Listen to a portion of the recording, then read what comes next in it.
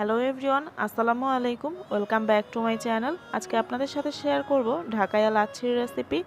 খুব সহজেই এবং অল্প কিছু উপকরণ দিয়ে খুব সহজেই কিন্তু এই লাচ্ছিটা তৈরি করে নেওয়া যায়।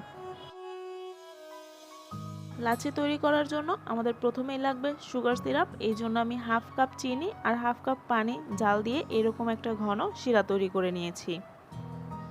ঘন বলতে এটা কিন্তু আবার একেবারেও বেশি ঘন আবার একেবারেও পাতলা না। আপনারা নিশ্চয়ই দেখে বুঝতে পারছেন যে এই শিরাটা ঠিক কীরকম হবে।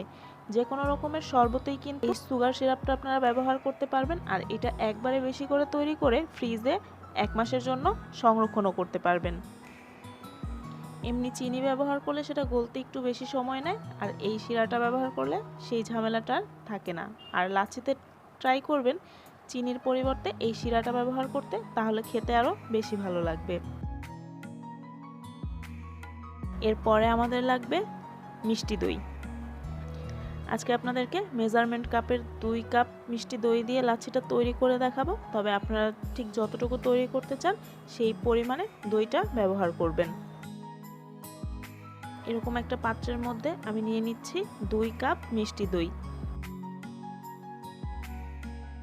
এখন একটা হ্যান্ড হুইস্কের সাহায্যে খুব ভালো করে এটাকে ফেটিয়ে নিচ্ছি। হ্যান্ড হুইস্কের পরিবর্তে আপনারা এখানে চাইলে ডাল ঘুটনিও ব্যবহার করতে পারেন, কিন্তু কোনোভাবেই লাচ্ছিটাকে ব্লেন্ডারে তৈরি করতে যাবেন না। একটু সময় নিয়ে খুব ভালো করে এই দইটাকে ফেটিয়ে নিতে হবে, যাতে করে এই দইয়ের মিশ্রণটা একেবারে মসৃণ হয়ে যায়। দইটাকে খুব ভালো করে ফেটানো হয়ে গেছে। এখন এর মধ্যে দিয়ে দিচ্ছি ঠান্ডা পানি। আমি 2 কাপ দই ব্যবহার করেছি, তাই এখানে 2 কাপ পরিমাণ পানি দিয়ে দিচ্ছি। যতটুকু দই ব্যবহার করবেন ঠিক সেই পরিমাণেই পানি ব্যবহার করবেন। আর যে এই সুগার সিরাপটা তৈরি করে রেখেছিলাম সেটা আগেই ব্যবহার করতে যাবেন না। পানি দিয়ে দইয়ের এই মিশ্রণটার সাথে খুব ভালো করে মিশিয়ে নিয়ে তারপরে চেক করে আপনারা ঠিক যেই পরিমাণে মিষ্টি খেতে পছন্দ করেন সেইভাবে চিনির শিরাটা এখানে ব্যবহার করবেন। মাত্র 3টা উপকরণ দিয়ে খুব ঝটপটি কিন্তু এই লাচ্ছিটা তৈরি করে নেওয়া যায়। আশা করছি রেসিপিটা আপনাদের কাছে ভালো লেগেছে। বাসায় একবার হলেও তৈরি করে দেখবেন। এখন কাজ হচ্ছে খুব ভালো করে এটাকে ফেটাতে হবে এবং উপরে ফেনা তৈরি করে নিতে হবে।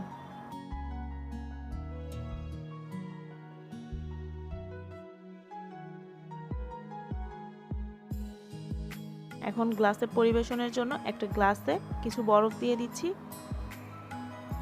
এরপরে আমি লাচ্ছিটাকে গ্লাসের মধ্যে ঢেলে নিচ্ছি। আমি এখানে যে পরিমাণ উপকরণ ব্যবহার করেছি তা দিয়ে আমার দেখানো গ্লাসের 5 গ্লাস লাচ্ছি আপনারা অনায়াসেই তৈরি করে নিতে পারবেন। আমার যেহেতু 6 গ্লাস লাচ্ছির দরকার ছিল, তাই আমি আলাদা করে আরও 1 গ্লাস লাচ্ছি তৈরি করে নিয়েছি। আশা করছি আজকের এই সহজ লাচ্ছির রেসিপিটা আপনাদের কাছে ভালো লেগেছে। যদি আজকের লাচ্ছির রেসিপিটা ভালো লাগে তাহলে ভিডিওটিতে একটি লাইক দিয়ে আমার চ্যানেলটা সাবস্ক্রাইব করবেন। আর যারা ইতিমধ্যেই আমার চ্যানেলটা সাবস্ক্রাইব করে রেখেছেন তাদেরকে অসংখ্য ধন্যবাদ। সবাই খুব বেশি ভালো থাকবেন। আল্লাহ হাফেজ।